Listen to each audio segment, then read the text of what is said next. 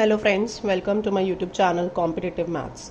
अगर आप किसी भी बैंक एग्ज़ाम या गवर्नमेंट एग्ज़ाम की तैयारी कर रहे हैं तो इस चैनल को ज़रूर सब्सक्राइब कीजिए। यहाँ पे मैं आपको पिछले ईयर्स के क्वेश्चन पेपर के क्वांट, लॉजिकल रीजनिंग या मैथमेटिकल एबिलिटी के क्वेश्चंस स्टेप बाय स्टेप इनका सोल्यूशन आपको एक्सप्लेन करती हूँ।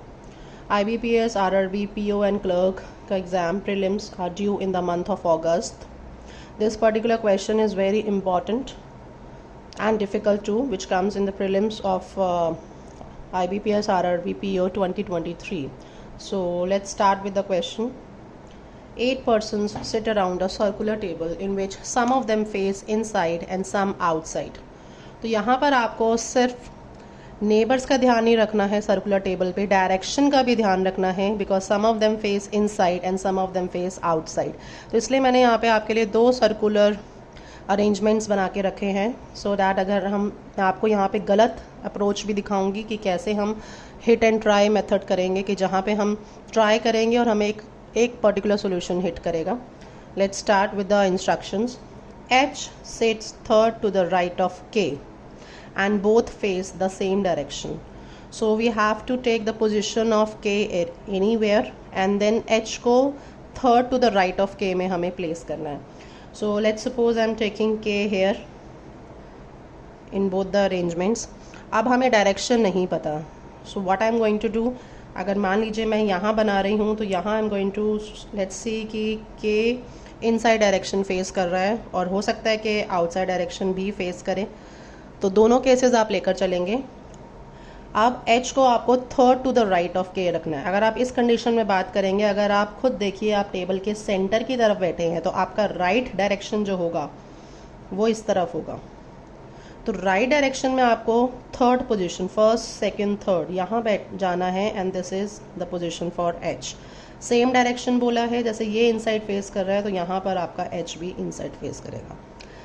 अदरवाइज अगर आप आउटवर्ड डायरेक्शन ले रहे हैं के की, आप खुद देखिए आप सेंटर से ऑपोजिट डायरेक्शन सामने की तरफ बैठे हैं, बाहर की तरफ फेस करके बैठे हैं, तो आपका राइट डायरेक्शन इस तरफ होगा एंटी क्लॉकवाइज। तो H आपका आएगा फर्स्ट सेकंड थर्ड पोजीशन यहाँ पर, क्योंकि K की डायरेक्शन आउटवर्ड्स है तो H की डायरेक्शन भी आप आउटवर्ड्स रखेंगे। Next, I sits opposite K। I को आपको K के ऑपोजिट बिठाना है but both face opposite direction. तो इस केस में यहाँ K है तो इसकी ठीक ऑपोजिट जो सीट है this is for I। Same in this case, direction देख लीजिए ऑपोजिट डायरेक्शन। तो अगर K इनवर्ड डायरेक्शन है तो यहाँ पर I का डायरेक्शन आउटवर्ड होगा, और यहाँ पे अगर ये आउटवर्ड डायरेक्शन है तो I का डायरेक्शन इनवर्ड होगा। Next, L sits second to the right of I के राइट में सेकंड पोजीशन पे आपको L को बिठाना है। If you are sitting facing outward तो आपका राइट डायरेक्शन इस डायरेक्शन में है, तो second position first second, so this can be the position of L here. Direction के बारे में नहीं बताया अभी, L की डायरेक्शन। यहाँ पर I के आप राइट साइड में बात करेंगे, इनवर्ड डायरेक्शन जब आप बैठेंगे तो राइट आपका इस तरफ जाएगा, तो second position first second, this is the position of L। L की डायरेक्शन क्या आपके बारे में कुछ नहीं है, बट आप देखिए लास्ट सेंटेंस पे आइए, देखिए इंस्ट्रक्शन। हमेशा ऐसे क्वेश्चन में, डायरेक्शन के क्वेश्चन में लास्ट के इंस्ट्रक्शंस में कहीं ना कहीं कोई डायरेक्शन दे रखी होती है। L and E face inside, तो आप L को इनसाइड फेस कराएंगे in both the cases. Next, F sits opposite D, who sits second to the left of E। E के लेफ्ट में आपको D को बिठाना है और उसके ऑपोजिट आपको F बिठाना है। F एंड D ऑपोजिट्स बैठेंगे। अब आप देखिए कौन से डायरेक्शंस हैं जो ऑपोजिट बिल्कुल फ्री हैं दोनों। ये देखिए यहाँ पर हम F और D को प्लेस कर सकते हैं, बिकॉज इसके ऑपोजिट ये है ऑलरेडी फिल्ड है, इसके ऑपोजिट H है ऑलरेडी फिल्ड है। सो यहाँ पर आप F और D को बिठा सकते हैं। तो ये हो गया F, ये हो गया D। मैंने इन दोनों को ऑपोजिट बिठा दिया। D की पोजिशन देखिए second to the left of E। D की पोजीशन आपको सेकंड पोजीशन पर E रखना है। यहाँ पे सेकंड पोजीशन ऑलरेडी फिल्ड है तो आप इस डायरेक्शन में जाएंगे, यहाँ यहाँ या ये पोजीशन E की होगी। अब ऑलरेडी आप पढ़ चुके हैं E फेस इनसाइड, इसका मतलब E की डायरेक्शन इनसाइड है। अब आप चेक करिए क्या आपका D सही पोजीशन पर है। अगर आप इनसाइड फेस कर रहे हैं तो राइट डायरेक्शन आपकी राइट डायरेक्शन में जाकर डी है, और क्वेश्चन में लिखा है second to the left of E, तो यहाँ पर हमारा कॉन्ट्राडिक्शन आ रहा है, ई के राइट में डी है बट हमें लेफ्ट में बिठाना, so that means this particular arrangement is not correct. Let's come here, यहाँ पर हम एफ और डी देखते हैं हम कहाँ बिठा सकते हैं आमने सामने, कहाँ पोजीशन, ये वाली पोजीशन आमने सामने खाली है, तो आप यहाँ पर एफ लिखिए, यहाँ पर डी लिखिए। अब डी के सेकंड पोजीशन पर, ये सेकंड फील्ड है तो यहाँ सेकंड पोजीशन, फर्स्ट सेकंड, यहाँ पर आप ई की पोजीशन लिखेंगे।